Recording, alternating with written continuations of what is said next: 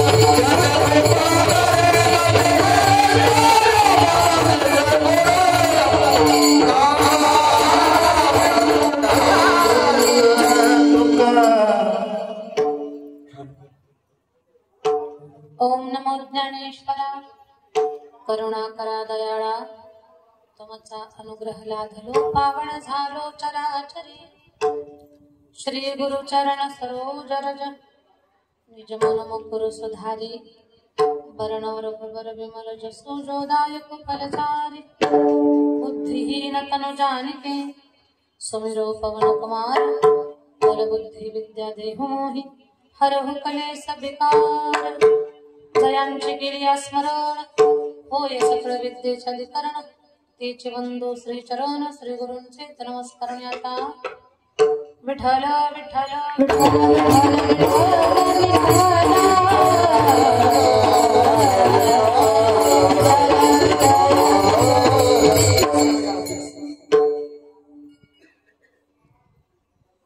संतांचे पायी हा माझा विश्वास इको कमी ठेवा माईकचा ट्रबल आणि गेन द्या माईकला मॉनिटरचा आवाज वाढवा संतांचे पायी हा माझा विश्वास सर्व भावी दास झालो त्यांचा तिची माझे हित करीती सकळ जेने हा गोपाळ कृपा करी इको अजून थोडा कमी करा प्रस्तुत कीर्तन रूपी सेवेसाठी निवडलेला भंग महान भगवत भक्त श्रीमंत संत वैराग्याची महामूर्ती वैराग्याचं ज्वलंत प्रतीक असणारे सदेह वैकुंठाला जाणारे पाचव्या वेदाचे निर्माते विश्ववंद्य जगद्गुरु तुकोबाराया तुकोबारायांचा चार चरणाचा सर्वांच्या परिचयाचा गोड अर्थाचा आपल्या मानवी जीवनाची दशा बदलवणारा आणि दिशा दाखवणारा अभंग की ज्या अभंगामध्ये अगदी मानवी जीवनाच्या उत्थानाचं सार दडलेलं आहे। जीवनामध्ये आपल्याला खूप मोठ्या पदावरती एखाद्या अढळ पदावरती एखाद्या अक्षय स्थानावरती एखाद्या उंचीच्या जागेवर जायचं असेल जीवनामध्ये प्रगती करायची असेल तर आपण आपल्या जीवनामध्ये तेवढ्या उंचीच्या माणसाला शरण गेलं पाहिजे। तिथे आपण समर्पण केलं की बस मग आपणाला मला मोठं व्हायचं म्हणायची गरजच नाही आपोआपच आपण प्रगतीच्या दिशेनं वाटचाल करत असतो। एवढा सुंदर कारण प्रगती आज सगळ्यांना पाहिजे सगळ्यांना मोठं व्हायचंय कुणी लहान व्हायला तयार नाही आज मग त्याच्यासाठी नेमकं काय केलं पाहिजे माणसानं माणसाच्या जीवनामध्ये त्याच महत्वाच्या गोष्टीचं चिंतन या अभंगामध्ये जगद्गुरु तुकोबाराय मांडत आहेत। त्याच्यावरती एक छोटासा विस्तार करण्याचा आपण प्रयत्न करणार आहोत। अभंगाकडे वळण्यापूर्वी अल्पसा पर्याय द्यायचा असा जागृत हनुमंतरायाचं मंदिर साक्षात रामदास स्वामींनी ज्या मंदिराची ज्या हनुमंतरायाच्या मूर्तीची स्थापना केली आणि लक्षात घ्या जिथं जिथं रामदास स्वामींच्या हस्ते हनुमंतरायाच्या मूर्तीची प्राणप्रतिष्ठा झालेली आहे तर त्या मारुती मंदिराचा महिमाच वेगळा आहे। आणि विशेष तुम्ही गावकरी मंडळी खूप भाग्यवान आहात की रामदास स्वामींनी ज्या गावामध्ये हनुमंतरायाच्या मूर्तीची प्राणप्रतिष्ठा केली त्या गावात आपला जन्म झालाय ही खूप मोठी भाग्याची गोष्ट आहे। कारण रामदास स्वामी हे स्वतःच मारुतीचा अवतार होते आणि हनुमंतरायाचा अवतार असणाऱ्या रामदास स्वामी त्यांनी हनुमंतरायाच्या मूर्तीची प्राणप्रतिष्ठा महाराष्ट्रभर हनुमंतरायाची मंदिर उभी केली आणि बस जिथे जिथे त्यांचा हस्तस्पर्श झालेला आहे त्यांच्या मुखातल्या मंत्राद्वारे जिथे त्या मूर्तीमध्ये प्राण ओतलेला आहे अशी जागृत ठिकाणं तर त्या जागृत ठिकाणापैकी भाग्यवान गाव म्हणजे आपलं वालसा आणि या गावामध्ये हनुमंतरायाचा हा उत्सव खूप मोठ्या थाटानं आपण ग्रामस्थ मंडळी घडवून आणता। श्री मारुती संस्थान श्री क्षेत्र वालसा तालुका भोकरदन जिल्हा जालना आपल्याकडे ग्रामस्थ मंडळीच्या विशेष सहकार्यानं या भव्य अशा कार्यक्रमाची आखणी केलेली आहे। आपल्याकडे या सप्ताहामध्ये महाराष्ट्रातील सगळी नामांकित कीर्तनकार मंडळी एका पत्रिकेमध्ये एकत्र आणण्याचं आपण काम केलं त्याबद्दल गावकऱ्यांचं करावं तेवढं कौतुक कमी आहे। 61 वर्षापासून हा अखंड हरिनाम सप्ताह चालू आहे। या नाम सप्ताहामध्ये संगीत रामकथा आहे। हनुमंतरायाला रामकथा खूप आवडते आणि जिथे रामायण चालू आहे तिथे हनुमानजीला बोलवायची गरजच नाही आणि इथं तर जागृत देवस्थान आहे, म्हणून हनुमंतरायाला आवडणारे रामकथा आपल्याकडे आहे. रामकथा प्रवक्ते हरिभक्त परायण विष्णू महाराज सास्ते, पिंपळगाव रेणुकाई महाराजांच्या पवित्र अशा मुखातून आपण रामकथा श्रवण करत आहात. 4थ्या दिवसाचं कीर्तन पुष्प भगवान परमात्माच्या चरणावर अर्पण करण्याचं सद्भाग्य मला प्राप्त झालं. ही सेवा मी घ्यावी याच्यासाठी गणेश महाराजांनी मला फोनवरती संपर्क केला होता. मला वाटतं ते गाव त्यांचं भारतचे हरिभक्त परायण गणेश महाराज. आणि मग गणेश महाराजांनी संपर्क केला आणि इथले आपल्या गावचे श्रीमान भागवतराव पोटे साहेब त्यांनी मला फोनवरती संपर्क केला आणि ही सेवा माझ्याकडे सुपूर्द केलेली आहे. सर्व या कार्यक्रमाचे आयोजक, नियोजक, संयोजक, ग्रामस्थ मंडळी आपल्या सगळ्यांच्या वतीनं ही सेवा माझ्याकडे आलेली आहे. या कीर्तनासाठी गायनाची गोड अशी साथ देणारे हरिभक्त परायण, नाव सांगा महाराज. अशोक महाराज हरिभक्त परायण, चैतन्य महाराज, आनंद बाबा, सगळ्यांना माझं सादर वंदन आहे. रामकृष्णाने मस्तक माझा पायावरी. या वारकरी संतांच्या सगळ्यांच्या चरणावरती सादर वंदन. चोपदार आहेत, विनेकरी ताई आहेत. आपल्याकडे मुलींची वारकरी शिक्षण संस्था आहे, त्या संस्थेमध्ये अभ्यास करणाऱ्या माझ्या सगळ्या विद्यार्थिनी, त्याच्यामध्ये विशेष गाण्यामध्ये जिचं प्रावीण्य सध्या आहे अशी आमची राधिकाताई घोगे आदी करून सर्व आमची खाली बसलेली पूजाताई शेळके ही सुंदर रामकथा करते, कीर्तन फार छान करते आणि गायनाचा अभ्यास प्रोसेसनुसार त्यांचा चालू आहे. इतर माझ्या सर्व विद्यार्थिनी, मृदंगाची भार गोड अशी साथ देणारे हरिभक्त परायण दीपक महाराज, खूप छान टप्पाच वाजवता तुम्ही, तुमचं देखील कौतुक आहे. आणि ब्रह्मांड नायक युट्यूब चॅनल, या चॅनल वाल्या दादाचं पण कौतुक आहे. अजून दुसरं कुठलं चॅनल आहे का? एकच चॅनल आहे ना, ब्रह्मांड नायक. या चॅनलवरती हा कार्यक्रम तुम्हाला पुन्हा पुन्हा पाहायला मिळेल आणि या चॅनलवरती तुम्हाला जावं लागेल युट्यूबवरून. हा, असं चढून जाऊ नका कुठं, मोबाईल घ्या आणि त्याच्यावरती क्लिक करा. तर खूप चांगल्या पद्धतीची साऊंड सिस्टीम आहे. साऊंडवाल्या दादांचंही मनापासून कौतुक करतो आम्ही. आणखी सर्व या कार्यक्रमामध्ये सक्रिय असणारी मंडळी, इथे कुणी कथाकार, कीर्तनकार, प्रवचनकार असतील आदी करून सर्व मंडळी, ज्येष्ठ मंडळी, गावचे प्रमुख नागरिक आदी करून सर्व गावातील सर्व मातब्बर, जबाबदार सगळे असणारे ज्येष्ठ मंडळी, ज्येष्ठ मंडळी, महिला मातावर्ग, पुरुष वर्ग, अबालवृद्ध, राजकारण, समाजकारण, अर्थकारण, शेती, उद्योग, व्यवसाय, व्यापार, सर्व क्षेत्रामध्ये स्वतःच्या ठिकाणी श्रेष्ठ असणारी माणसं. तर आपल्या सगळ्यांच्या मध्ये आपण ईश्वराचं चिंतन पाहू. विठ्ठल विठ्ठल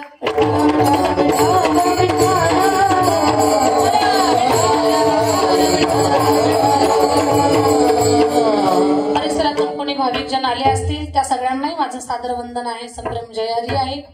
आणि वेळ न घालवता आपण आता ईश्वराचं चिंतन पाहणार आहोत.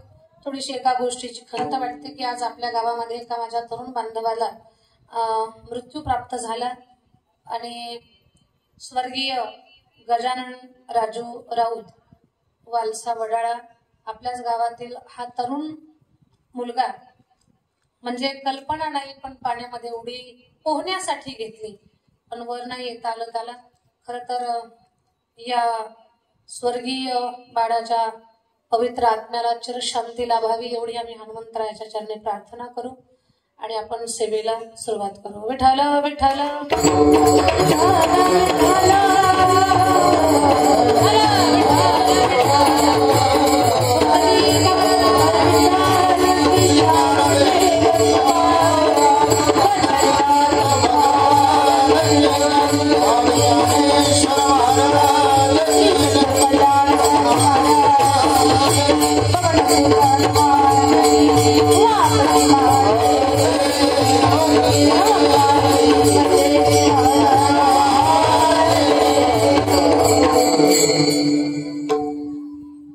संतांचे पायी हा माझा विश्वास, सर्व भावे दास झालो त्यांचा, तिची माझे हित करीती सकळ, जेने हा गोपाळ कृपा करी. अभंगाचा सरळ अर्थ सांगते. जगद्गुरु तुकोबाराय सांगतात, या जगामध्ये विश्वास पात्र एकच ठिकाण आहे, ते म्हणजे संतांचे चरण किंवा सत्संग. संतांच्या ठिकाणी आम्ही विश्वास ठेवला आणि आम्ही सर्व भावे त्यांचं दासत्व स्वीकारलं. पर ज्यांच्या चरणावर विश्वास ठेवला ना तेच संत आमचं कल्याण करणारे आहेत. तिची माझी हित करीती सकळ. काय हित करतात बरं? जेणे हा गोपाळ कृपा करी. परमार्थिक प्रवास करत असताना थकल्या भागलेल्या साधकाला भागलिया मज वाहतील कडिये, त्यांची आणि जोडी सर्व सुख. संत मंडळी, अध्यात्माचा प्रवास करणाऱ्या भक्त मंडळीसाठी खूप मोठा आधार आहे. पण संतांचा आधार आपल्या जीवनामध्ये प्राप्त व्हावा याच्यासाठी संतांना एवढं शरण जावं की संतांचं वाक्य वेदा एवढं आपल्याला प्रमाण असलं पाहिजे. आणि संतांचे शब्द म्हणजे जणू आपण उष्टावळ घ्यावी अशा पद्धतीने संतांचे शब्द आपण श्रवण केले पाहिजे. तुका म्हणे शेष सेवी ना आवडी किंवा घेई ना आवडी आणि वचन न मोडी बोलिले ते. या पद्धतीने जर तुम्ही संतांच्या संगतीमध्ये राहिलात, संतांना शरण गेलात, तर नक्कीच आपलं कोटी कल्याण झाल्याशिवाय राहणार नाही. एवढ्या गोड अर्थाचा अभंग सेवेसाठी निवडलाय. याचा आता आपण विस्तार करू. विठ्ठल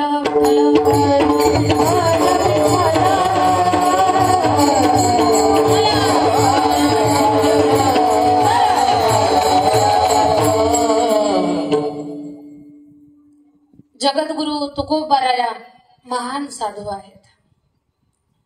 जगद्गुरु तुकोबाराया त्यांच्या बाबतीतल्या काही विशेष गोष्टी तुम्हाला सांगायला आवडतील मला. जगद्गुरु तुकाराम महाराज म्हणजे वारकरी संप्रदायाचा कळस आहेत. जगद्गुरु तुकाराम महाराज म्हणजे वारकरी संप्रदायाचं नाक आहे. जगद्गुरु तुकाराम महाराज म्हणजे ज्यांनी 5वा वेद निर्माण केला. जगद्गुरु तुकाराम महाराज म्हणजे जे देहासह वैकुंठाला गेले. एवढी महान विभूती या मातीमध्ये, या भूमंडलावरती, त्यात महाराष्ट्राच्या मातीमध्ये प्रगट झाली. ती फक्त तुमच्या माझ्या उद्धारासाठी, आपल्या सगळ्यांचं कल्याण करण्यासाठी, आपल्या सगळ्यांना वैकुंठाला घेऊन जाण्यासाठी. तुम्ही म्हणाल ताई, जगद्गुरु तुकाराम महाराज वैकुंठाला गेले, पण त्यांना वैकुंठाला घेण्यासाठी एक विमान आलं होतं. ऐकले का तुम्ही? महाराजांना घ्यायला विमान आलं होतं. महाराज विमानामध्ये बसले आणि महाराज वैकुंठाला गेले. ऐकले ना? कुणीतरी म्हणाल ताई, महाराजांना घ्यायला विमान आलं. महाराजांच्या नंतर विमान आलंच नाही कुणाला घ्यायला. सांगते तुम्हाला, महाराजांना घेण्यासाठी एक विमान आलं. तुम्हाला आम्हाला सुद्धा सरळ महाराजांच्या जवळ वैकुंठाला जाता येते, त्याच्यासाठी महाराजांनी एक व्यवस्था करून ठेवली. महाराज एक विमान इथं ठेवून गेलेले आहेत. तुम्ही म्हणाल ताई, अजून आम्हाला ते विमान दिसलंच नाही. त्या विमानाला विमानासारखे असे काही पाते नाहीयेत, त्याला खालून चाक पण नाहीत. उलट त्याच विमानाला आपण पिशवीत घालावं, डोक्यावर घ्यावं, बगलेत दाबावं, डोक्यावर घेऊन नाचावं त्या विमानाला. आपण त्या विमानाला डोक्यावर घेतलं की ते विमान आपल्याला वैकुंठाला घेऊन जातं. त्या विमान असं काही वजनदार पण नाही. अगदी सगळं मिळून 10-15 किलोचं आपलं पोरग ते सुद्धा त्या विमानाला डोक्यावर घेईल. ते विमान कोणतं आहे? तर तुकोबारायांचा गाथा हे साक्षात विमान आहे. फक्त त्या विमानामध्ये बसणारा माणूस पाहिजे, त्या विमानाला डोक्यावर घेणारा माणूस पाहिजे. कारण तुकोबारायांचा गाथा साधारण नाहीये. तो गाथा वाचला की माणसाचा बिघडलेला माथा जागेवर येतो, माथा ताळ्यावर येतो. माणसं कधी चुकतात? जेव्हा डोकं बिघडतं तेव्हा, जेव्हा डोकं खराब होतं तेव्हा. डोकं ताळावर राहत नाही तेव्हा माणसं चुकीची कामं करतात. पण या डोक्यानं चुकीचं कामच करू नये, तर नेहमी सावध राहावं, या बुद्धीनं विचलित होऊ नये, स्थिर राहावं आणि माणसाची बुद्धी ताळावर राहावी याच्यासाठी या बुद्धीनं गाथ्याचं चिंतन केलं पाहिजे. तर हे गाथारूपी विमान प्रत्येक वारकऱ्याच्या घरामध्ये आहे. साधारण माणसाच्या घरामध्ये सुद्धा महाराजांच्या मुखातून प्रसवलेला गाथा आहे. फक्त त्या गाथ्याचं जो वाचन करल, त्याच्यावर चिंतन करल आणि त्या गाथ्याला जगण्याचा प्रयत्न करल, ती सगळी माणसं वैकुंठाला जातील. किती छान आणि सोपं सांगितलं मी तुम्हाला. खरं सांगते मी तुम्हाला, त्या गाथ्याचं चिंतन केल्यानंतर आपल्या सगळ्यांना वैकुंठाची वाट मोकळी होईल, नवल नाही. जगाचा बाप सुद्धा आपल्या घरी येईल. किती लोकांना वाटतं बरं आपल्या घरी देव यावा म्हणून? आपल्या घरी देव यावा किती लोकांना वाटतं? हात उंच करता का जरा? काही या गावामध्ये कुणालाच वाटत नाही आपल्या घरी देव यावा म्हणून. झोपले का काही तुम्ही? हात उंच करा ना, घाबरू नका, काहीच तुम्हाला बोलणार नाही. इकडे कोणालाच वाटत नाही का? पुरुष मंडळ तुम्हाला वाटतच नाही वाटतं काही? आपल्या घरी देव यावा असं किती लोक, घरच नाहीत का तुम्हाला? घर आहेत ना, मग आपल्या घरी देव यावा का घरच्या खटाळ आहेत? मग एवढे का घाबरता? हा तुमचं करा. माझ्या ताईंना देव घरी यावं वाटतं की नाही? वा वा वा, आता आनंद वाटला कडे मला. आपल्या घरी देव यावा असं सगळ्या वालसाला वाटतं, बरोबर वाटतंय? हात खाली घ्या. आपल्या घरी देव यावा असं सगळ्यांना वाटतं. वसंत गडकर बाबांचं एक वाक्य मला फार आवडतं. त्यांचंच वाक्य आहे, आपल्या घरी देव यावा असं सगळ्यांना वाटतं, आपण देवा घरी जावं असं किती लोकांना वाटतं? कोणालाच वाटत नाही. तर मला एकच सांगायचं, विश्वाचा मालक आपल्या घरी येईल जर तुकोबारायांच्या गाथ्याचा अभ्यास केला, त्याचं चिंतन केलं, त्याचं मनन केलं. एवढी सुंदर अमूल्य ठेव तुकोबारायांनी आपल्याला दिली. जेव्हा चांगली माणसं जगामध्ये वावरत असतात ना, ती जिवंत आहेत तोपर्यंत खूप चांगलं करतात आणि ती गेली तरी आपल्या सगळ्यांच्या कल्याणासाठी काहीतरी चांगलं देऊन जात असतात. काही माणसं असताना सुद्धा लोकांना वाटतं ती कधी जाते आणि ती गेली तरी लोकांना त्रास देऊन जातात. पहा, एक उदाहरण सांगते. एक माणूस एवढा विचित्र होता, अख्ख्या आपल्या गावात दाखवायला नाही. पहा, उभं आयुष्य त्यानं लोकांच्या घरामध्ये भांडणं लावण्यापलीकडे काहीच केलं नाही.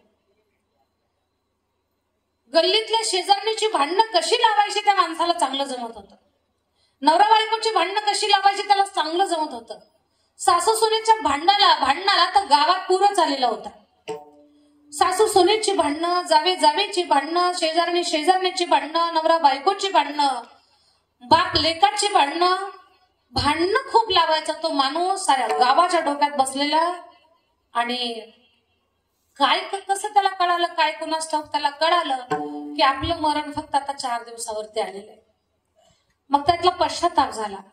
त्यानं सगळ्या जिथं जिथं भांडणं लावली ना तिथं तिथं गेला आणि अक्का तुमच्या घरात मी भांडण लावलं, बरं मला माफ करा, आता मी 4 दिवसात मरणार आहे. माझी विनंती एवढीच आहे की मी केलेलं पाप त्याचं मला फळ मिळालं पाहिजे. एकच काम करा, मी मेल्यानंतर तुम्ही चप्पल फक्त मला मारा, पण मेल्यानंतर मारा, त्याच्याशिवाय माझ्या आत्म्याला शांती लाभणार नाही.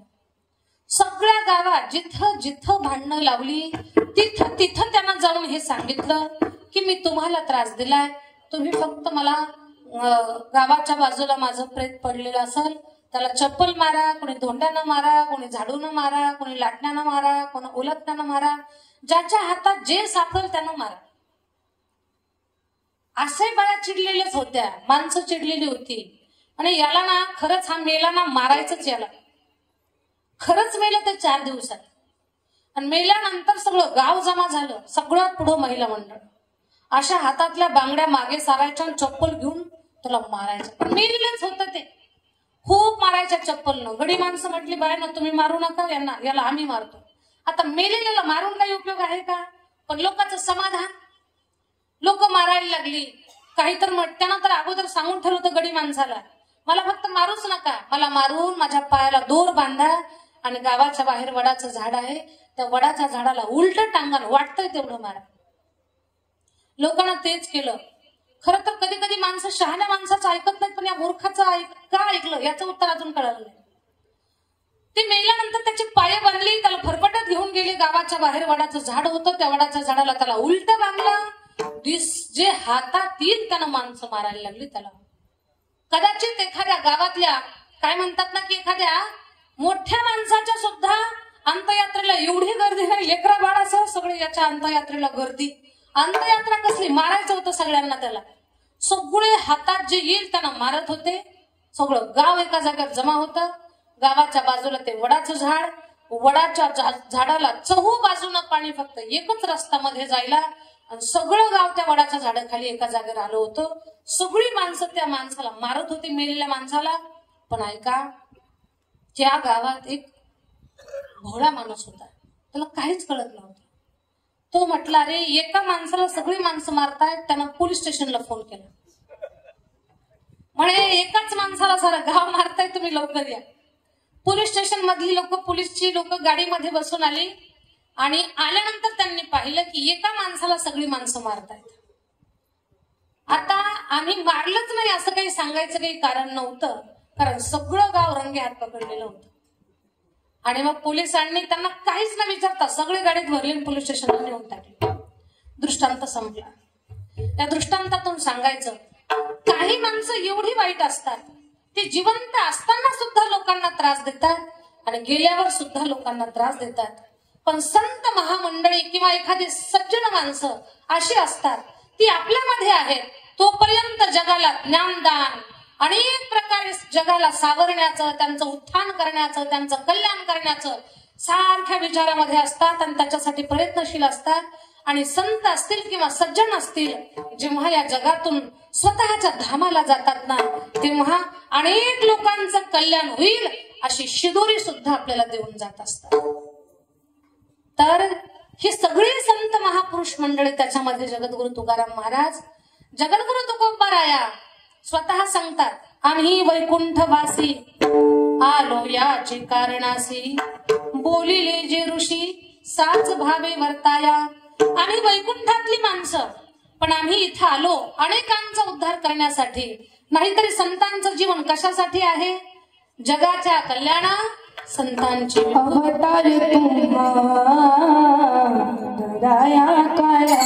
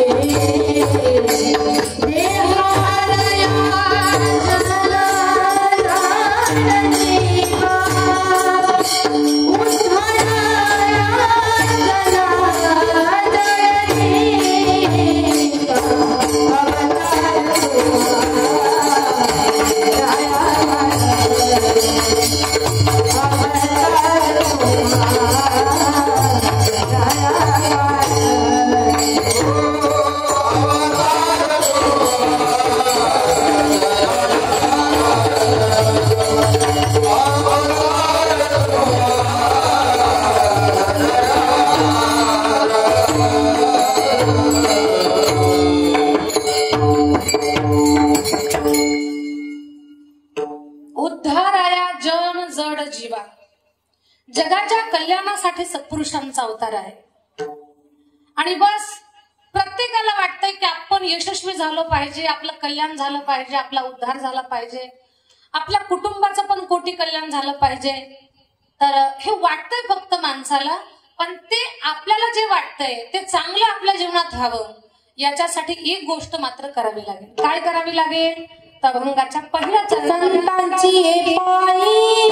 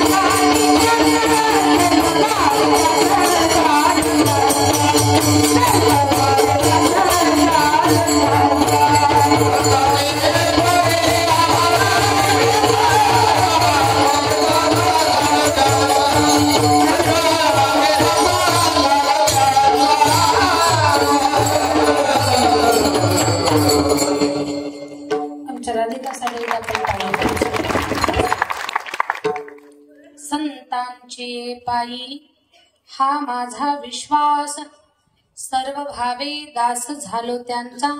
अभंगाच्या पहिल्या चरणामध्ये जगद्गुरु तुकोबाराय सांगतात, आपल्याला आपल्या जीवनामध्ये कल्याण साधून घ्यायचं असेल तर आपल्याला संतांना शरण जावं लागेल, तिथे विश्वास ठेवावा लागेल, तिथे समर्पण करावं लागेल. लक्षात घ्या, विश्वास बसल्याशिवाय माणूस समर्पण करू शकत नाही. पहिल्या चरणामध्ये विश्वास शब्द फार मोलाचा आहे.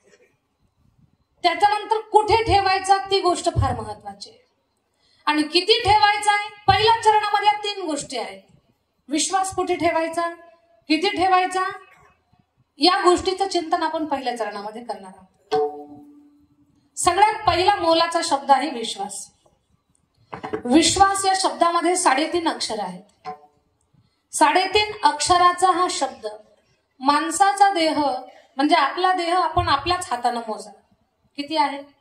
3.5 हाताचा हा देह आहे. याचा अर्थ 3.5 हाताच्या देहाचं पूर्ण जीवन 3.5 अक्षरावर अवलंबून आहे. विश्वास या शब्दावर अवलंबून आहे. लक्षात घ्या, जीवन जगत असताना उठल्यापासून झोपेपर्यंत कितीतरी असे प्रसंग येतात की तिथे आपला विश्वास असतो. विश्वास, बोलण्याकडे लक्ष द्या माझ्या. विश्वास आपला कुणीतरी घ्यावा किंवा कुणीतरी आपल्यावरती विश्वास ठेवावा, याच्यासाठी आता अलीकडच्या काळामध्ये एक शपथ देण्याची पद्धत आहे. शपथ घेतात माणसं. कशासाठी घेतात शपथ? विश्वास बसावा म्हणून. पण एक गोष्ट फार सुंदर सांगणार आहे, लक्ष देऊ नाही का. काही लोक शपथ तर देतात पण विश्वास सांभाळत नाहीत. शपथ मोडतात काही लोक. आता ऐका, शपथ मोडल्यानं माणूस मरत नाही.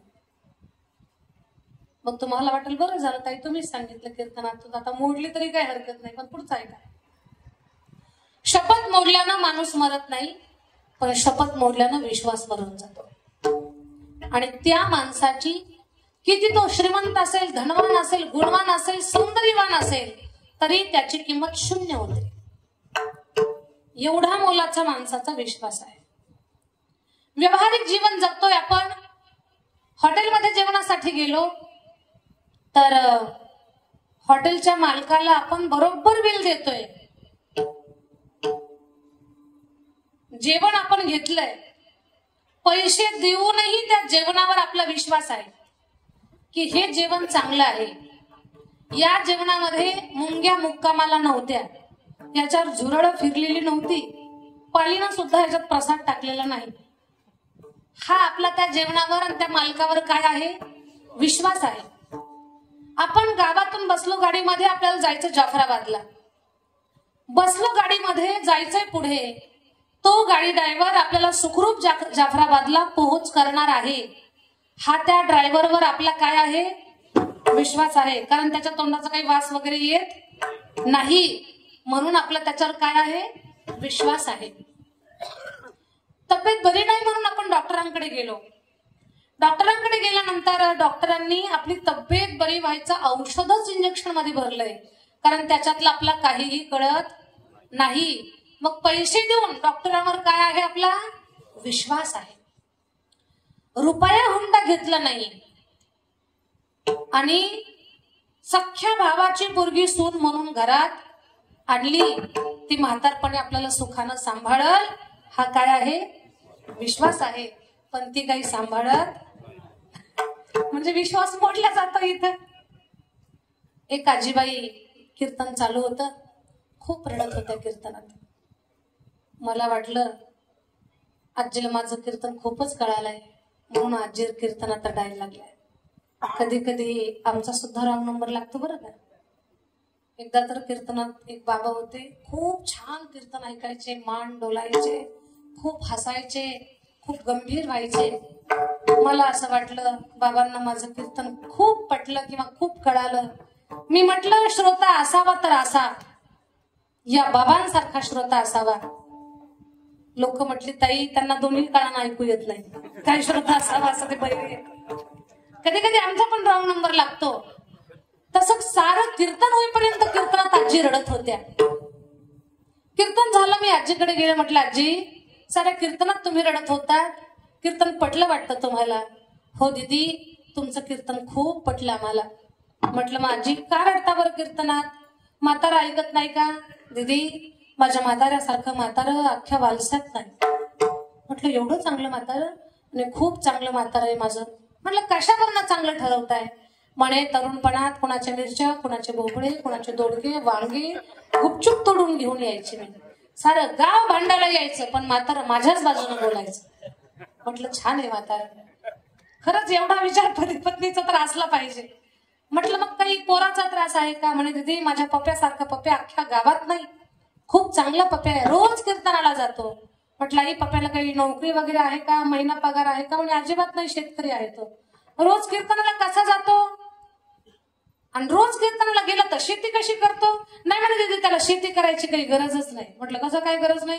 कीर्तनाला जाण्यासाठी पैसे तर पाहिजेत ना. काही नाही म्हणे, मोटरसायकलवर जातो, कीर्तन संपायच्यात उठतो, दुसऱ्याच्या गाडीतला पेट्रोल काढतो, स्वतःच्या गाडीत टाकतो, भर गावाकडे येतो. पप्या पण चांगला आहे. म्हटलं आजी, पण नेमका त्रास कोणाचा आहे तुम्हाला? सुनबाईचा काही त्रास? अगदी दुःखालाच हात लागला माझा तर. मी म्हटलं आजी, सुनबाईचा त्रास? म्हातारे माझ्याच गळ्यात पडून रडायला लागले. कसं सांगू दीदी तुम्हाला, माझी सून एवढी खट्याळ आणि एवढी बेकार आहे, मला खूप दुःख देते. माझ्या भाजीला तेल नाही, डोक्याला तेल नाही, अंगाला साबण नाही, कपड्याला साबण नाही, दाताला कोलगेट नाही. माझी फार त्यानं दशा केली ताई. असं वाटतं एका मिनिटात त्यांना सोडावं, कुठल्या तरी तीर्थावर जाऊ. म्हटलं आजी, एवढा त्रास तुम्ही सहन करता? मग एक सांगा मला, सून तुमचा एवढा छळ करते, सून जवळच्या नात्यातली आहे का दूरच्या नात्यातली? दीदी, सख्या भावाची. सख्या भावाची असं सांगितलं. इथं जर कोणी सख्या भावाच्या असल्या तर त्या सोडून सांगते मी. हा, तुमचं अजिबात काही सांगत नाही मी. दृष्टांत संपला. याच्यातून मला एकच सांगायचं आहे तुम्हाला, विश्वासानं आपण काही गोष्टी करायला जातो, पण जेव्हा विश्वासाला दगा फटका होतो ना, तेव्हा पहाडासारखा माणूस सुद्धा भले शरीरानं नाही मोडला पण मनानं मोडला तर तो उठून उभा राहायला त्याचा खूप काळ जातो. शरीरानं मोडलेला माणूस 4-6 महिन्यामध्ये उभा राहतो, पण मनानं मोडलेला माणूस कदाचित उभाच राहू शकत नाही. एवढा विश्वास माणसाच्या जीवनामध्ये महत्वाचा आहे. विठ्ठल विठ्ठल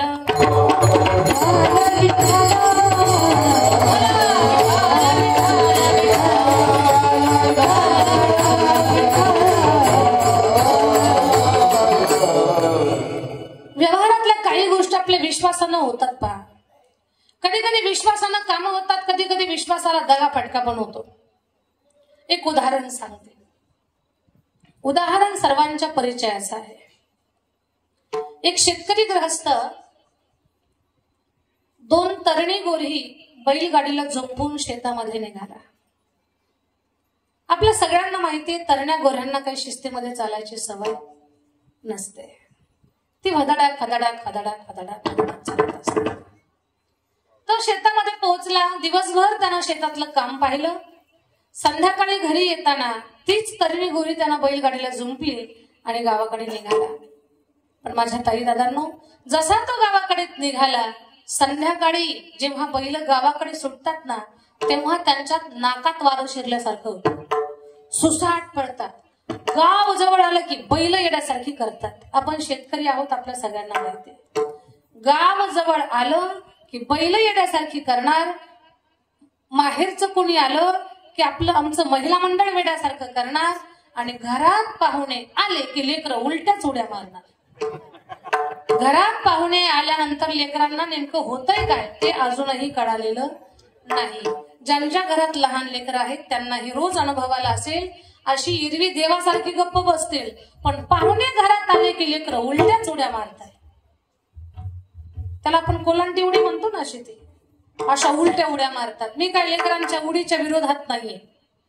मारू द्या लेकरांना उडी, पण आई जवळ उडी मारावी, वडिलांच्या जवळ उडी मारावी का पाहुण्याच्या थोबाडावर उडी मारत असतात. काही कट्टे पाहुण्याच्याच थोबाडावर उड्या मारतात, तिथंच गोंधळ घालतात. तर पाहुणे घरात आले की लेकरं येण्यासारखी करतात. गाव जवळ आलं की बैल सुसाट पळतात. तशी त्या गृहस्थाची ती बैल जोडी सुसाट पळायला लागली. बैल एवढी पळत होती की पळता पळता बैलाच्या नाकातली व्यसन तुटली. गाडीवरचा ताबा सुटला, बैलाच्या नाकातली व्यसन तुटली, गाडीवरचा ताबा सुटला. माणूस घाबरला. दिसल त्याला सांगायला लागला, दादा बाजूला सरका, हो दादा माझा बैलावरचा ताबा सुटला, बैलाच्या नाकातली व्यसन तुटली, दादा बाजूला सरका, चाक पायावरनं जाईल, दुखापत होईल हो तुम्हाला, दादा सहकार्य करावं, बाजूला सरका.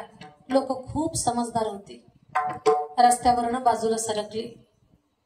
पण लोक त्याला म्हणायला लागले, अरे ठीक आहे मी बाजूला सरकतो, पण एवढ्या वेगात गाडी निघाली, तू काहीतरी प्रयत्न कर त्या गाडीला थांबवण्याचा, त्या बैलांना थांबवण्याचा, ती गाडी हळूहळू चालवण्याचा. तो म्हणतो गाडी माझ्या ताब्यातच नाही राहिली. पण लोक त्याला म्हणायचे, भैया गाडीवाला, भैया गाडीवाला, गाडी धीरे धीरे धीरे ओ गाडी धीरे धीरे धीरे धीरे धीरे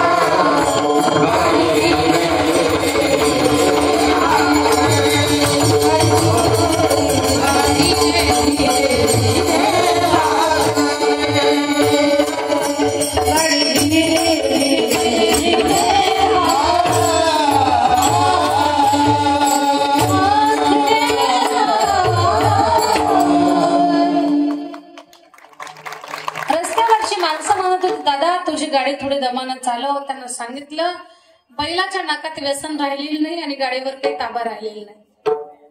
गाडी गावच्या वेशीत आली. लक्ष्मीबाई ढवळे त्यांना मागे बोलवते. लक्ष्मीबाई ढवळे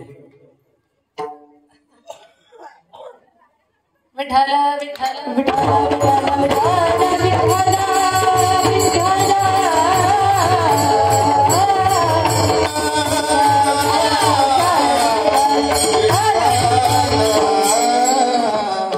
माझ्या ताई दादांनो, गाडी गावच्या वेशीत आली आणि वेशीत होती शांता काकू. नाव शांताबाई, पण थोडी सुद्धा तिच्याकडे शांतताच नाही. कधी कधी माणसाची नावं खूप छान असतात, पण नावासारखी माणसं जगतच नाही. नाव शूरसेन, उंदीर पाहिलं तरी घरात लपून बसतंय. एवढी विचित्र माणसं असतात. नाव दीपक, पण दीपकला दिवसा दिवा लावून पाहावं लागतं. एवढा काळा. नाव गंगाधर, महिनाभर आंघोळ आहे त्याला, बिना आंघोळीतच गावात फिरतय. तसं नाव शांताबाई, शांताबाईकडे थोडी सुद्धा शांतता नाही. आपल्या गावात कोणी असेल तर ते सोडून. तर शांता काकू वेशीमध्ये होती. माणूस घाबरला. बरं, सारं गाव घाबरत होतं. हे घाबरलं काय नव्हे.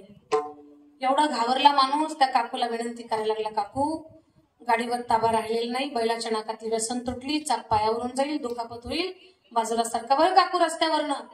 काकून बाजूला जायचं ना, तर काकू म्हटली, नाही सरकणार बाजूला, रस्ता काय तुझ्या. रिकाम्या जागा तुम्हीच भरा.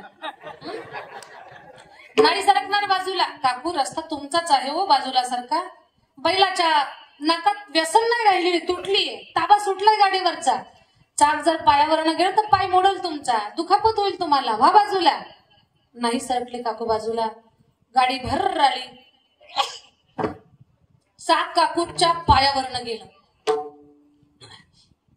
कडकडं पाय मोडला.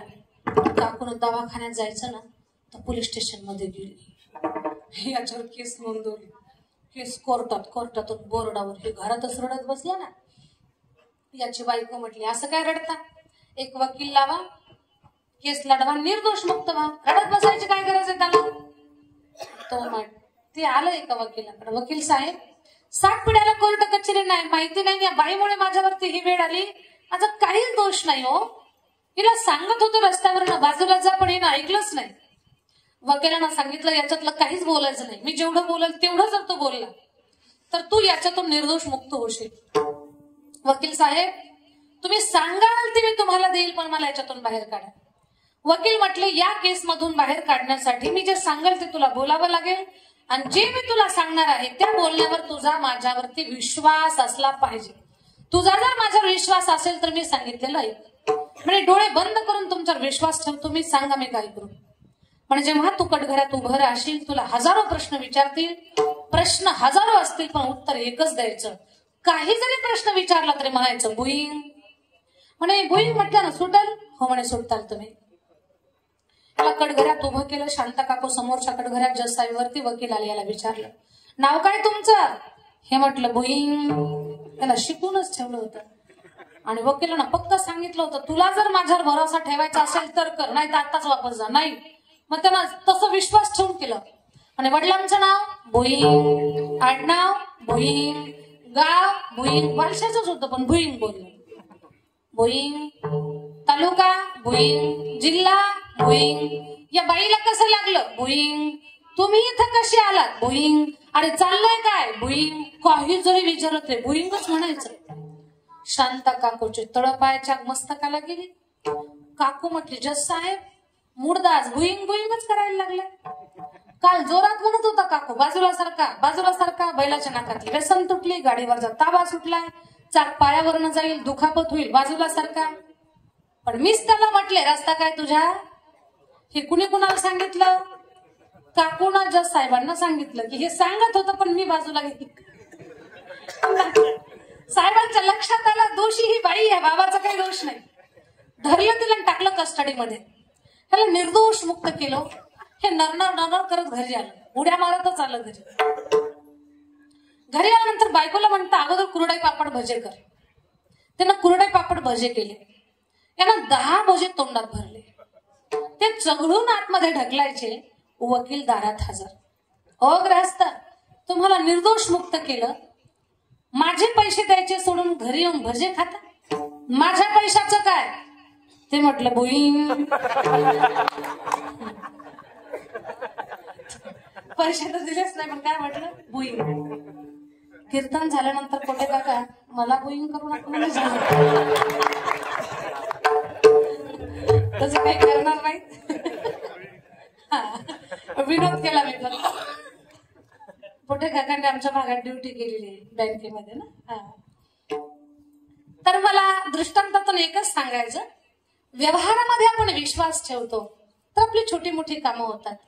हाच विश्वास आपण संतांच्या चरणावर जर ठेवला तर आपलं कोटी कल्याण झाल्याशिवाय राहणार नाही. संतांच्या चरणावरती विश्वास ठेवला. वनात राहणारा भिल्लाच्या एका मुलीनं, भिल्लाची मुलगी होती ती. तिच्या घराला देवघर नाही, ग्रंथ नाही, पंथ नाही, काहीच नाही. उठायचं, जंगलातली शिकार करायची, जगायचं, असं त्यांचं जीवन. पण काय तिच्या जीवनामध्ये भगवत कृपा झाली. तिच्या लग्नाचं प्लॅनिंग चाललं. लग्नाच्या अगोदरच बकऱ्यांची दावण आणि मद्याचे डेरे. दचकली ती, कारण आजपर्यंत तिनं असलं काही पाहिलंच नव्हतं. कमी वयातली पोरती. विचारलं बापाला, बाबा ही बकऱ्यांची दावण आणि मद्याचे डेरे कशासाठी.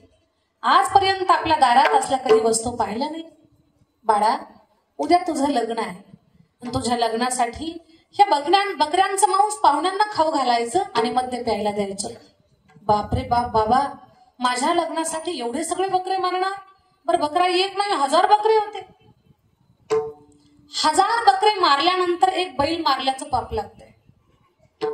1000 बैल मारल्यानंतर एक गाय कापल्याचं पाप लागतं. 100 गायीची हत्या केल्यानंतर एक स्त्री भ्रूण हत्या केल्याचं पाप लागतंय. एवढी स्त्रीची हत्या करणं महाघातक आहे. बकऱ्यांची दावण पाहिली आणि तिला कळालं की आपल्या लग्नासाठी सगळे मरणार आहेत. घाबरली ती एवढी आणि रात्रीतून तिनं घर सोडलं आणि जंगलात मेलेल्या उंटाच्या पोटाजवळ येऊन बसली. थोडासा विचार करा, घरात धान्याच्या बोताखाली जर उंदीर मरून सडला तर घरात जेवण गोड लागतं का? किती छोटा असतो उंदीर. खरंच तुम्ही जिथं पोते आहेत त्याच्या बाजूला ताट घेऊन जेवण करताय? खरं बोला, तुम्हाला शेजाऱ्याची शपथ आहे. जेवण जाईल तुम्हाला? नाही जाणार आपल्याला जेवण. उंदराच्या धान्याच्या पोताखाली छोटासा उंदीर मरून पडला, सडला तर त्याच्या जवळ आपल्याला जेवण करावं वाटत नाही.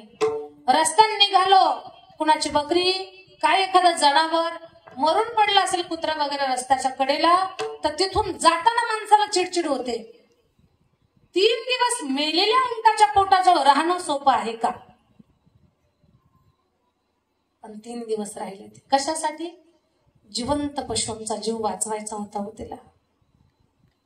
1 दिवस नाही, 1 तास नाही, 1 मिनिट नाही, कंप्लीट 3 दिवस ती तिथे राहिली. शोधून शोधून वापस गेले. सगळ्या जंगलाला पाया खाली घातलं, फक्त त्या उंटाजवळ येत नव्हते. का? तिथे माणूस थांबू शकत नाही. घाणेरड्या वासाजवळ कोण थांबणार आहे? 3 दिवस चक्कर मारून तेवढी जागा सोडायची आणि सारा जंगल तपासायचे आणि वापस जायचे. आता वैतागून गेले. मेली असेल असं वाटलं, विषय सोडून दिला. पण या माऊलीनं एका झाडावर घर केलं स्वतःच. घर म्हणजे झाडावर राहू लागली ती. त्या झाडावरून एक दिवस त्यानं पाहिलं खाली भगव्या कपड्यातले काही संत जात आहे. तिच्या मनात असा एक भाव निर्माण झाला की कुणीतरी पुण्यवान माणसं आहेत आणि यांची आपण सेवा करावी. जेव्हा सात्विक पुण्यवान माणसं आपल्या नजरेसमोर येतात किंवा त्यांचं दर्शन आपल्याला होतं ना, तेव्हा आपल्या अंतःकरणात सात्विक भाव निर्माण होत असतात. चांगल्या भावना निर्माण होतात आपल्या मनामध्ये. सज्जनाला पाहून, एखाद्या सत्पुरुषाला पाहून आपल्या अंतःकरणामध्ये सात्विकता निर्माण होत असेल तर समजावं त्या संताच्या सात्विकतेचा तो प्रभाव आहे. फुलाच्या आजूबाजूला आपण जर फिरायला लागलो तर आपल्याला जसा सुगंध येतो, तसं संतांच्या त्या तपश्चर्येचा तो प्रभाव असतो. आपल्या मनामध्ये सुद्धा चांगले भाव निर्माण होतात. तिची इच्छा झाली की आपण सेवा करू. काय सेवा करणार ती, तिला काही कळतच नव्हतं. तिच्या मनात आलं या रस्त्यावर खूप काटे खूप खडे आहेत, ते वेचून घेऊ. न सांगता गुपचूप रस्त्यावरचे काटे, रस्त्यावरचे खडे संतांच्या पायाला टोचू नयेत याच्यासाठी तिनं ते न सांगता खडे उचलले. लक्षात घ्या, आता लोकांच्या रस्त्यातले काटे वेचणारापेक्षा काटे पेरणाऱ्यांची संख्या जास्त झाली. पहा, आज लोक अन्न खाऊ घालणाऱ्यापेक्षा अन्नात विष कालवणारे जास्त आहेत. आज जगामध्ये कुणाची इमारत उभी करण्यासाठी मदत करणाऱ्यापेक्षा त्या झोपडीला आग लावणारे जास्त आहेत. कोणी जखमेवरती मलम लावणारे कमी, पण त्या जखमेवर मीठ चोळणाऱ्यांची संख्या जास्त झाली. कुणाचं लग्न जुळवायला कमी लोक असतात, पण मोडणाऱ्यांची संख्या जास्त आहे. एक सुंदर गीत आहे, ते तुमच्या माझ्या सगळ्यांना दिशा दाखवण्यासाठी आहे.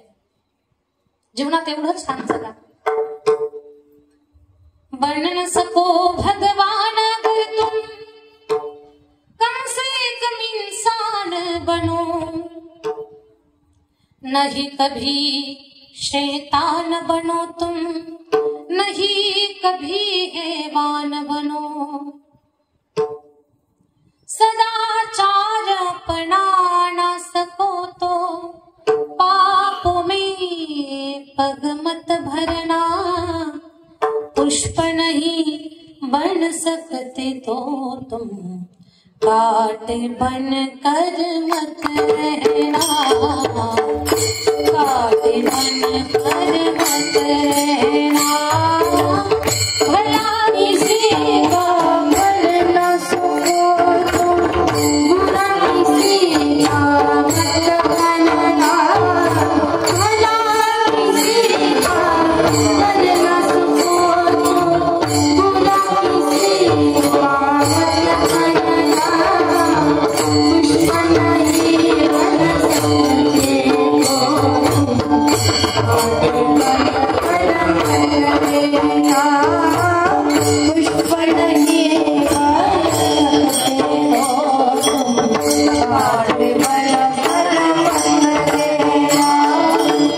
दुश्मन ही बन सकते हो तुम,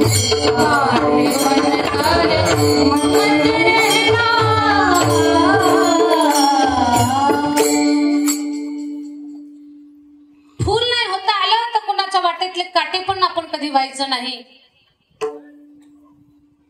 3 संतांच्या रस्त्यातले काटे वेचून घेतले, खडे वेचून घेतले, जे टोकदार खडे होते ते उचलले.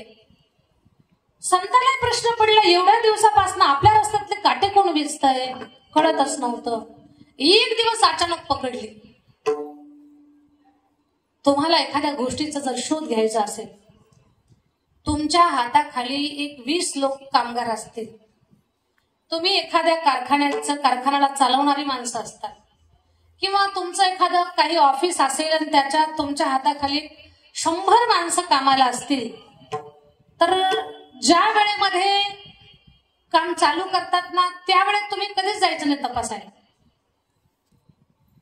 वेळ चुकून तुम्ही जायचं म्हणजे काम चुकार माणसं सापडतात त्यावेळेला. सकाळी रोज तुम्ही 10 वाजता जात असाल, सगळे कामगार व्यवस्थित काम करतायत का नाही. सकाळी 10 वाजता रोज चक्कर मारत असाल तर एक दिवस दुपारी 1 वाजता जा, एखाद्या दिवस दुपारी 3 वाजता जा. म्हणजे काम चुकार लोकांचा कामच चुकारपणा लक्षात येतो, ते पकडल्या जातात. संत रोज कोण आपली वाट झाडून काढताय कळत नव्हतं. एक दिवस अचानक अवेळी ते सरोवरावर निघाले तर रस्ता झाडणारी एक आकृती दिसली. दरडावून विचारलं तिला, कोण आहेस तू? पहा, हे मी दृष्टांत सांगायला लागल्यापासून नाव नाही सांगितलं तुम्हाला. सांगा बरं तुम्ही मला ना. दरडावून विचारलं संतानं, कोण आहेस तू? काय नाव आहे तिचं? झोपल्या काका वालसा. हे डोक्यात चाललंय का डोक्यावरून चाललंय? नाव सांगता येईल का तुम्हाला? भिल्लाची मुलगी होती ती, शबरी का? काय वाटतंय तुम्हाला?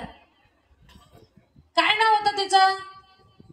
रस्ता झाडायची, देव तिला भेटायला आला पहा नंतर. नाव काय तिचं? का घाबरले तुम्ही एवढे? बोला ना मोकळ्या मनाने.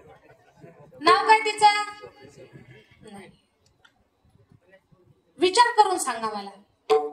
रस्ता झाडत होती, भिल्लाची पोरगी होती, उंटाच्या पोटाजवळ राहिली 3 दिवस. तिचं नाव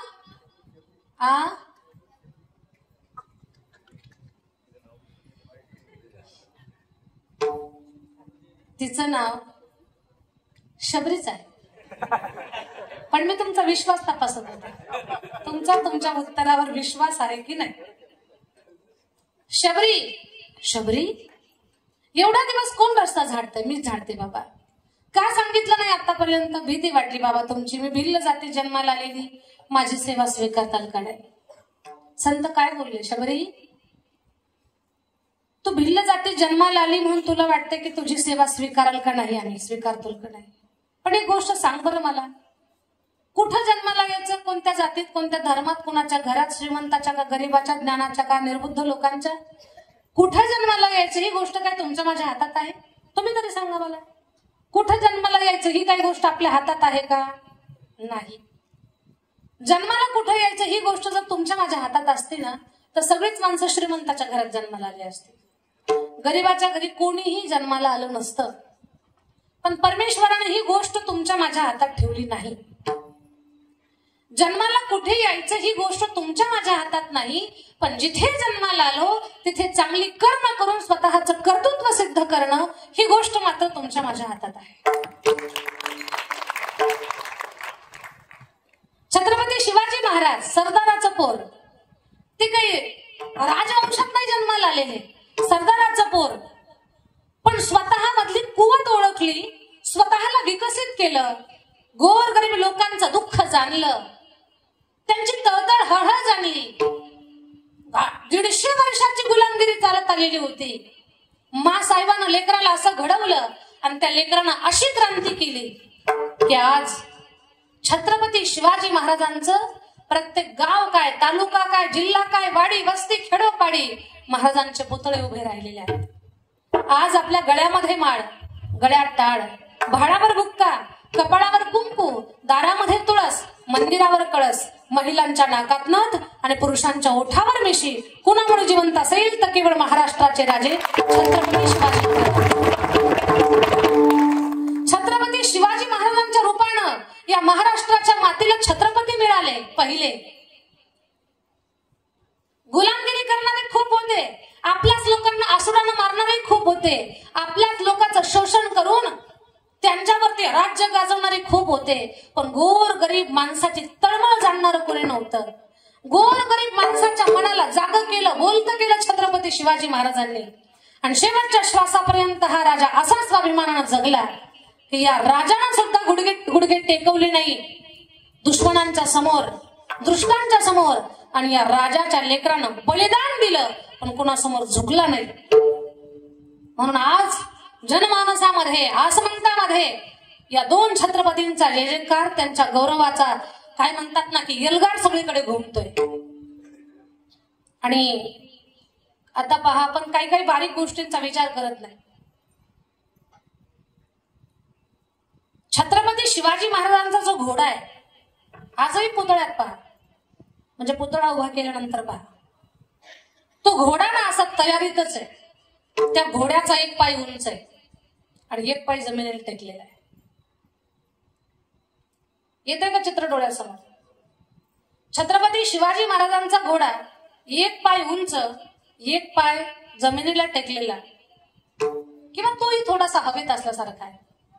महाराणा प्रताप, छत्रपती शिवाजी महाराजांच्या अगोदरचा एक राजा, महाराणा प्रताप यांच्या पण पुतळ्याकडे आता आपल्या महाराष्ट्रात जास्त नाहीये, पण तुम्ही मोबाईलवरती पाहू शकता सर्च करून.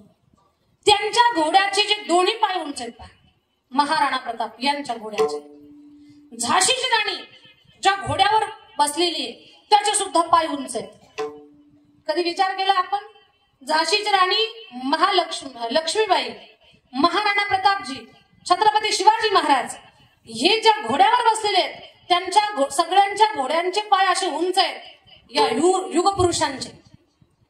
तर याचा अर्थ असा आहे, हे राजेच असे होऊन गेले, महाराणीच अशी एक राणी होऊन गेली की त्यांनी तर गुडघे टेकवले असले पण त्यांच्या घोड्याने सुद्धा कोणासमोर गुडघे टेकवले.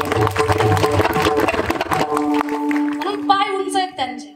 स्वाभिमानाने जगलेली माणसं आहेत ही सगळी. पण यांचा स्वाभिमान जिवंत का राहिला? तर यांनी गोरगरीब माणसाच्या मनाचा विचार केला. सांगायचं एवढंच आहे मला, जन्माला कुठे यायचं हे तुमच्या माझ्या हातात नाही, पण जिथे जन्माला आलो तिथे चांगली कर्म करून स्वतःचं अस्तित्व निर्माण करणं, स्वतःच्या व्यक्तिमत्वाचा ठसा लोकांच्या मनावर उमटवणं ही गोष्ट मात्र आपल्या हातात आहे. शबरी, तुझी जात आमच्यासाठी महत्वाची नाही, तुझा भाव महत्वाचा आहे. तिला राहायला जागा दिली थोडीशी, तिचं पवित्र मन. एक दिवस गुरुनं सांगितलं, शबरी आता मी वैकुंठाला चाललोय, पण एक दिवस तुझी भक्ती पाहून जगाचा बाप येईल आणि तुला दर्शन देईल.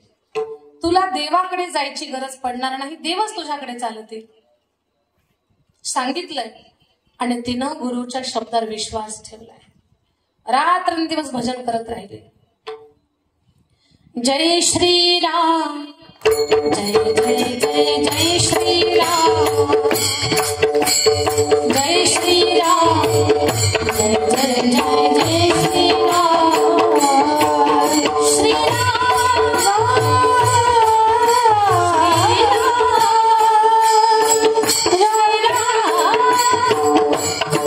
श्रीराम श्रीराम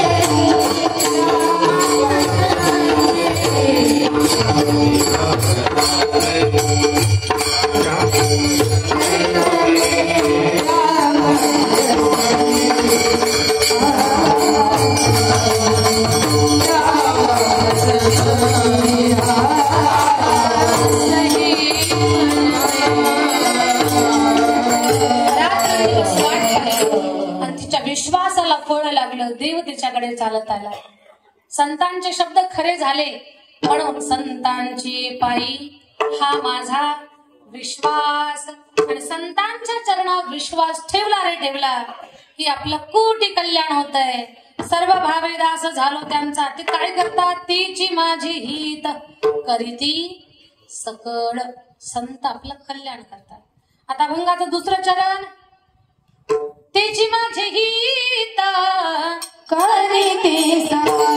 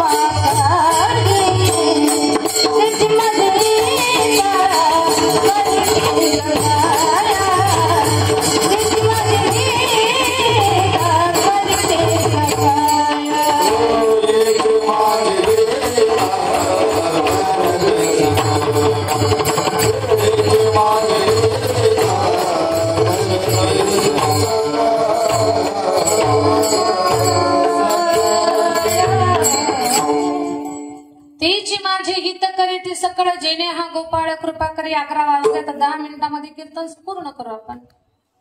संत लक्षात घ्या, संतांच्या संगतीमध्ये गेलो, संतांची सेवा केली, संत सहवासात आपण राहिलो की संतांच्या कृपेनं आपलं कल्याण होतं. कधी कधी काही लोकांचा एक प्रश्न असतो की संतांना शरण गेल्यानंतर आमचं कल्याण होतं, पण आम्ही संत शोधायचे कुठे? संत शोधायला जाऊच नका. वैष्णव अलंकारानं जे सजलेले आहेत त्यांच्यातले गुणदोष न पाहताही जर आपण आपल्याकडनं त्यांची सेवा घडली ना तर आपलं कल्याण झाल्याशिवाय राहत नाही. माझं बोलणं तुम्हाला कळावं म्हणून एक उदाहरण सांगते. धनपाल नावाचे एक श्रीमंत व्यक्ती होते, पण लग्न करत नव्हते. का? आणि माझ्या कुटुंबामध्ये, माझ्या प्रपंचात मला अशी पत्नी पाहिजे. मी जर देवपूजेला बसलो तर तिनं पाणी आणून दिलं पाहिजे. मी देवाला स्नान घालायला लागलो तर तिनं चंदन उगाळलं पाहिजे. मी देवाला तिलक लावायला लागलो तर तिनं वस्त्रमाळ बनवली पाहिजे. आणि मी देवाला नैवेद्य दाखवू लागलो तर तिनं घंटा वाजवली पाहिजे. अशी पत्नी पाहिजे माझ्या कुटुंबामध्ये. धनपालजीची ती अट होती. एक दिवस मित्र आले म्हणजे, धनपाल अशी एक मुलगी आहे, ती म्हणती जो रोज 1000 वारकऱ्यांना, साधू संतांना, देव ब्राह्मणांना जीव घालून मी त्याच्यासोबतच लग्न करणार. धनपाल म्हटले, ही तर माझ्याही पेक्षा जास्त परमार्थिक आहे. आता हिच्यासोबत पत्रिका जुळते का नाही ते सुद्धा पाहायचं नाही, लग्न करायचं. धनपालजीचं लग्न झालं त्या बाई मुलीसोबत.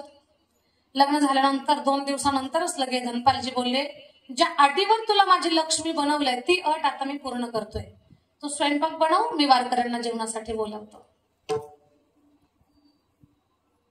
वारकरी तुळसी माळ गळा गोपी चंदन टिळा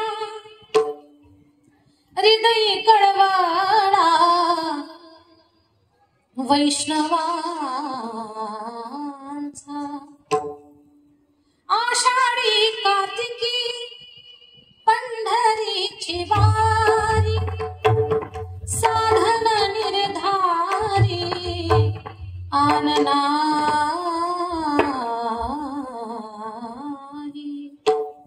गळ्यामध्ये तुलसी माला धारण केलेले, तिलक लावलेले असे ते वारकरी देव ब्राह्मण गोरगरीब माणसं 1000 लोकांना निमंत्रण दिलं. जेवायला वाढलं, दक्षिणा देऊन पाठवलं. दुसऱ्या दिवशी पुन्हा जेवायला बोलावलं. त्यांची पत्नी अन्न तयार करायला, प्रसाद बनवायला आणि हे वारकरी बोलवायला. पोटभर जीव घालायचे.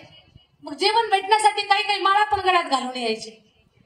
जेवण भेटतंय म्हणून, दक्षिणा मिळते म्हणून काही मोठे मोठे टिळे पण लावून यायचे. सगळ्यांना जीव घालायचे. मग कधी 1100 लोक जेवायला यायचे, कधी 1200 यायचे, कधी 1500 लोक यायचे. बरं, आता आपण 10 लोकांना निमंत्रण दिलं आणि त्या 10वर जर 2 फ्री आले ऍडव्हान्स मध्ये, तर आपण काय म्हणतो का, जेवायला बसू नका, तुम्हाला काही निमंत्रण आहे, चल जा, असं म्हणत नाही आपण. आपण म्हणतो बाबा कोट तुकडा खा, घासभर खा, पण खा तसं काही जाऊ नको. मग कधी 1500 लोक जेवायचे. संतांना एवढं जीव घातलं धनपालजीनं की त्यांच्या जवळचं सगळं धन संपलं. धनपालजीच्या लक्षात आलं आपल्याजवळ आता धनच नाही राहिलं. संतांना जीव कसं घालायचं, मग त्यांनी उसनवारी आणली. उसनं मागितलं, तांदूळ, गहू, तेल, मीठ, मिरची. उसनवारी आणलं. 6 महिने लोकांनी उसनं दिलं.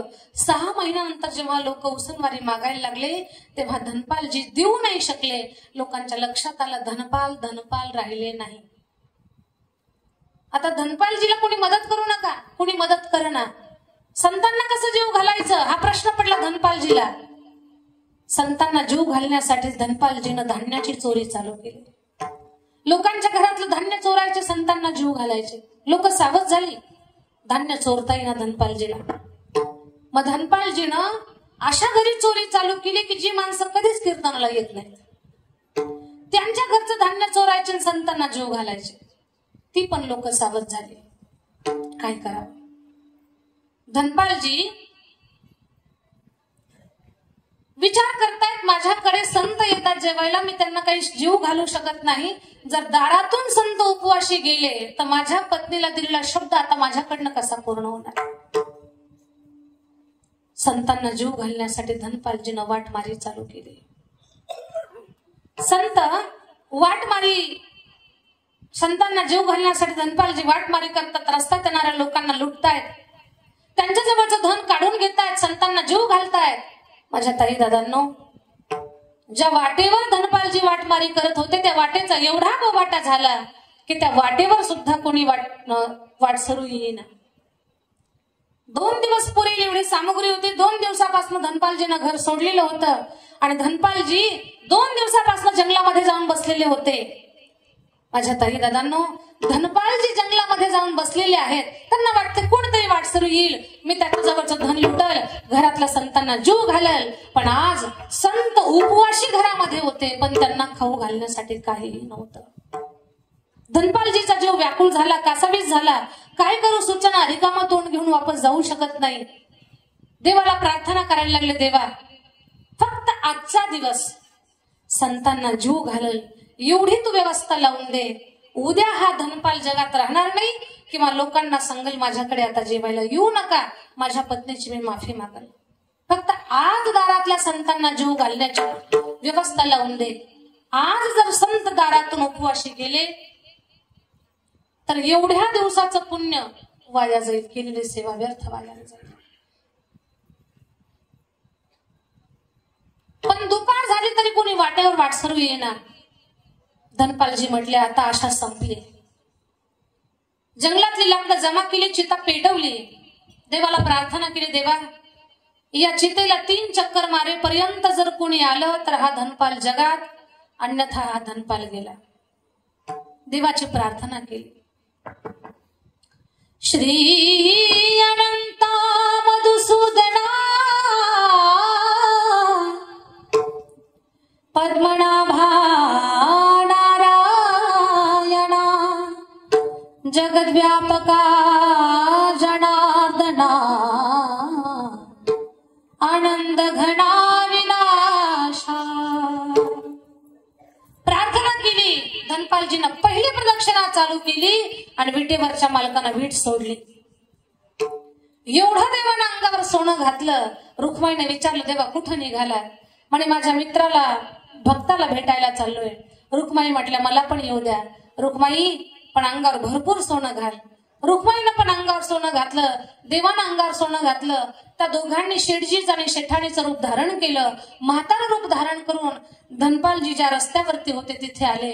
धनपालजी चितेवर उडी घ्यायला आणि छुम छुम आवाज यायला एकच झाला.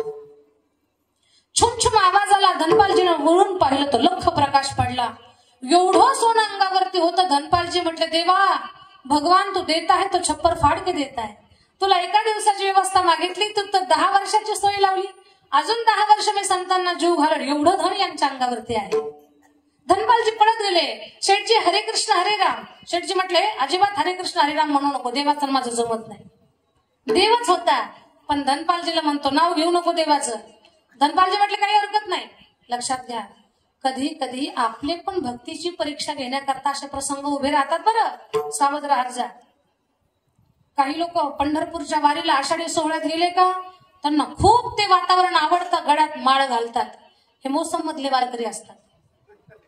तिकडे गेले की गळ्यात माळ घालतात. गावच्या जत्रेला टेन्शन मध्ये येतात.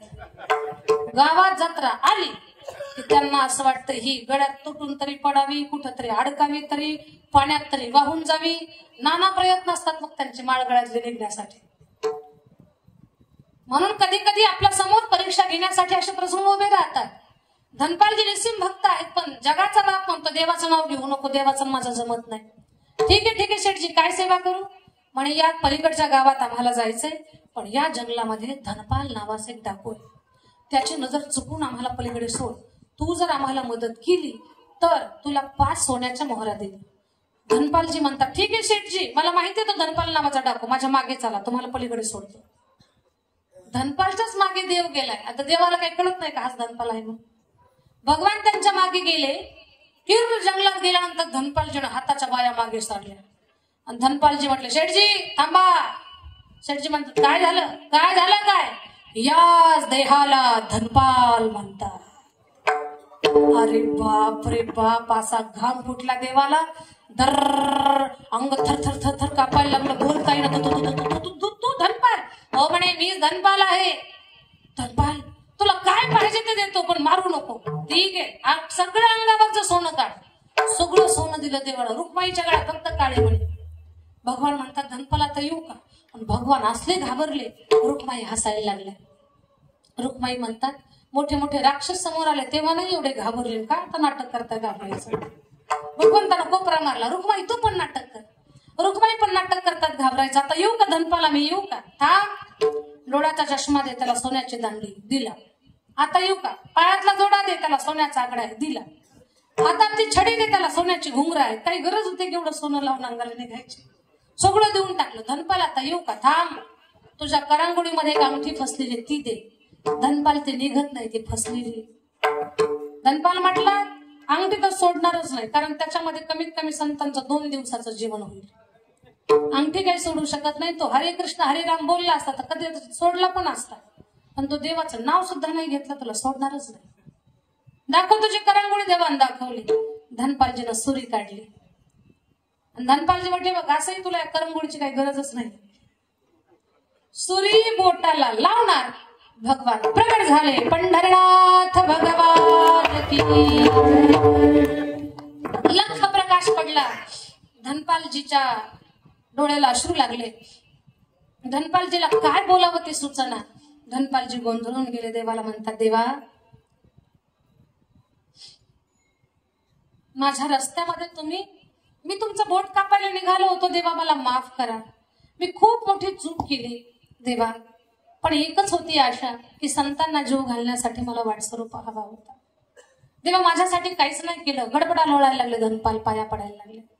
भगवंतानं सांगितलं, धनपाल मान्य आहे मला तू चोऱ्या केल्या, पण चोरी करून तू घर नाही बांधलं. केल्या तो चोऱ्या, बायकोला दागिने नाही घेतले, केल्या तो चोऱ्या, प्रॉपर्टी नाही वाढवली, चोरी केली पण त्यातून तू संतांना जीव घातलंस. याचं फळ आज मी तुझ्या समोर उभा आहे धनपाल, तुझी शुद्ध सेवा पाहून. अरे अशा लोकांच्या घरातलं चोरलं जे कधीच कथा कीर्तनाला येत नाही, अशाही पाप्यांच्या खात्यामध्ये तू पुण्य जमा केलं. धनपाल तू म्हणतोयस की 10 वर्ष पुरेल एवढं धन आहे.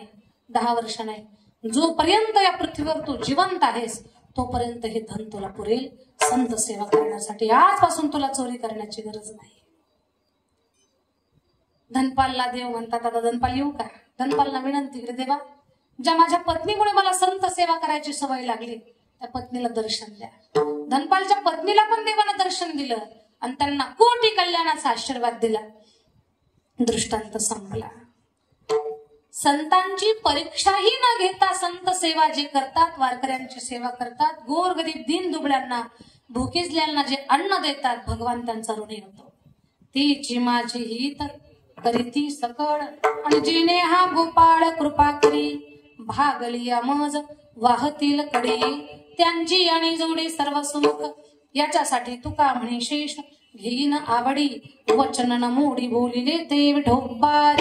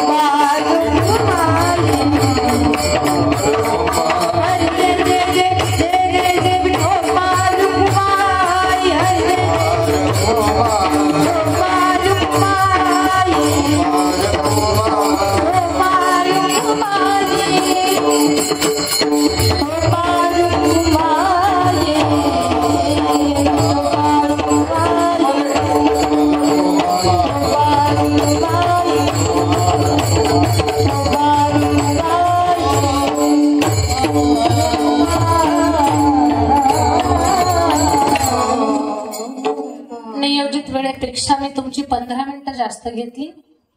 वयस्कर माणसं समोर आहेत, कोणाला पाठीचा त्रास असतो, कोणाला गुडघ्याचा त्रास असतो, कोणाला झोपेचाही त्रास असतो. माझ्यामुळे त्रास झाला असेल क्षमा असावी.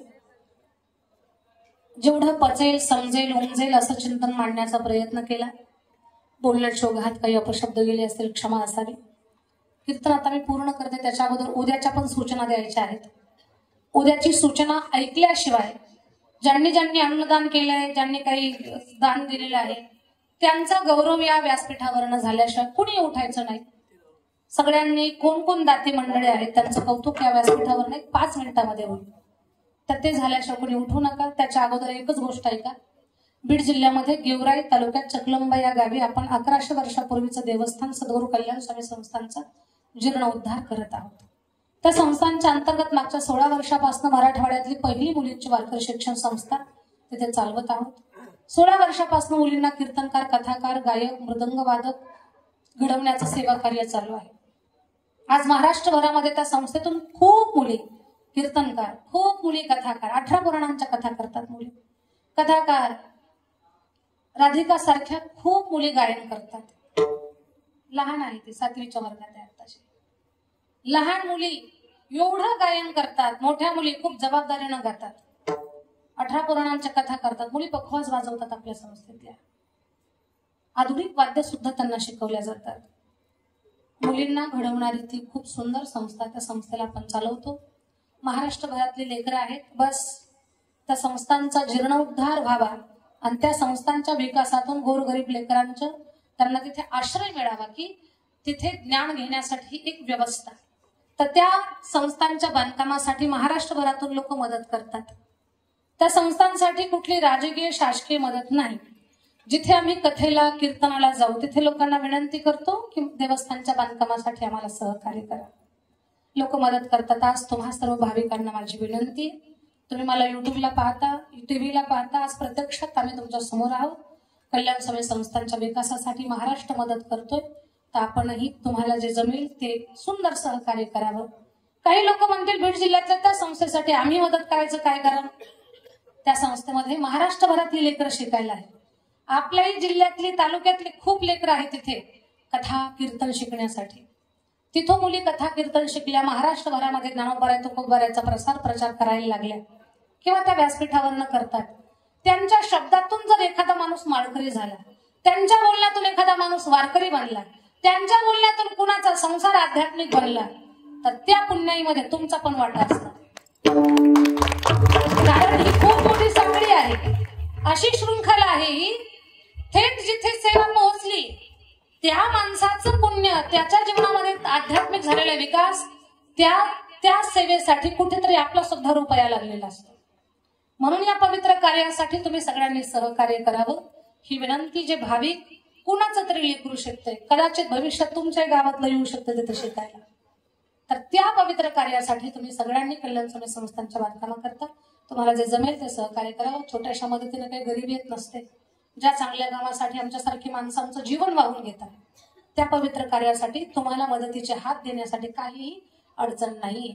म्हणून या पवित्र कार्याला सहकार्य करा. जे भाविक मदत करतील, कीर्तन झाल्यानंतर त्यांचं नाव माईकमध्ये पोकारण्याचा प्रयत्न करू. झालेली सेवा माऊलींच्या चरणी अर्पण करते. उद्याच्या सूचना ऐकल्याशिवाय कोणीही उठू नका. अगोदर सूचना सांगा, मग माऊलीचं भोजन घ्या.